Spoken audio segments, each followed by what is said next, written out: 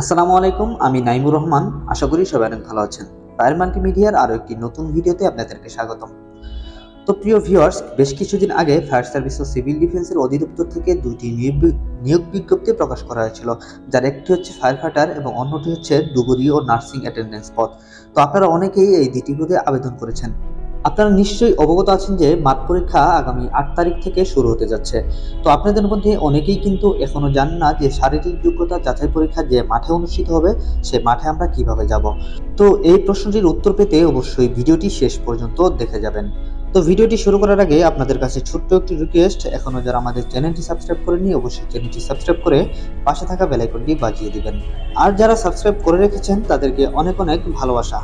তো আপনারা যারা ঢাকার বাইরে বা অনেক দূর দূরান্ত থেকে আসবেন, তারা অবশ্যই মাঠ পরীক্ষার একদিন আগে ঢাকায় চলে আসবেন। এসে কোনো আত্মীয় বা কোনো হোটেলে থাকার চেষ্টা করবেন।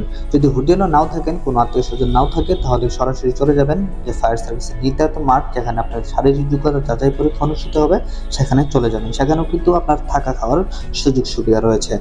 তো এখন প্রশ্ন হচ্ছে, আপনারা ঢাকা থেকে নীলা মার্কেট পর্যন্ত অর্থাৎ মাঠ পরীক্ষা যেখানে অনুষ্ঠিত হবে সেখানে কিভাবে পৌঁছাবেন, এটা কিন্তু অনেকেই জানেন না। অনেকেই কিন্তু নারায়ণগঞ্জের নাম শুনেই নারায়ণগঞ্জ শহরে চলে আসে, অথচ নারায়ণগঞ্জ শহর থেকে পূর্বাচল যেখানে শারীরিক যোগ্যতা যাচাই পরীক্ষা অনুষ্ঠিত হবে, তা কিন্তু প্রায় 40 কিলোমিটার দূরের পথ, যা ঢাকা শহর থেকে বা অর্থাৎ কুড়িল বিশ্বরোড থেকে মাত্র 15 থেকে 20 মিনিটের রাস্তা। তো আপনারা ভুল করেও কিন্তু নারায়ণগঞ্জ শহরে আসবেন না, অবশ্যই ঢাকা চলে আসবেন এবং ঢাকা থেকে সর্বপ্রথম চলে যাবেন কুড়িল বিশ্ব রোডে। কুড়িল বিশ্ব রোড থেকে পেয়ে যাবেন বিআরটিসি বাস এবং সিএনজি। তো আপনার যেটা মন চাই সেটা দিয়ে চলে যেতে পারবেন। আর সিএনজি জনপ্রতি ভাড়া পড়বে 30 থেকে 50 টাকা, আর সময় লাগবে মাত্র 15 থেকে 20 মিনিট। তো প্রিয় ভিউয়ার্স, আপনারা যারা মাঠ পরীক্ষায় অংশগ্রহণ করতে যাচ্ছেন তাদের জন্য রইল অনেক অনেক ভালোবাসা ও শুভকামনা। আশা করি আপনাদের জন্য ভালো কিছু অপেক্ষা করছে।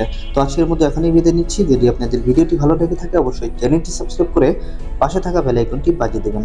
আসসালামু আলাইকুম।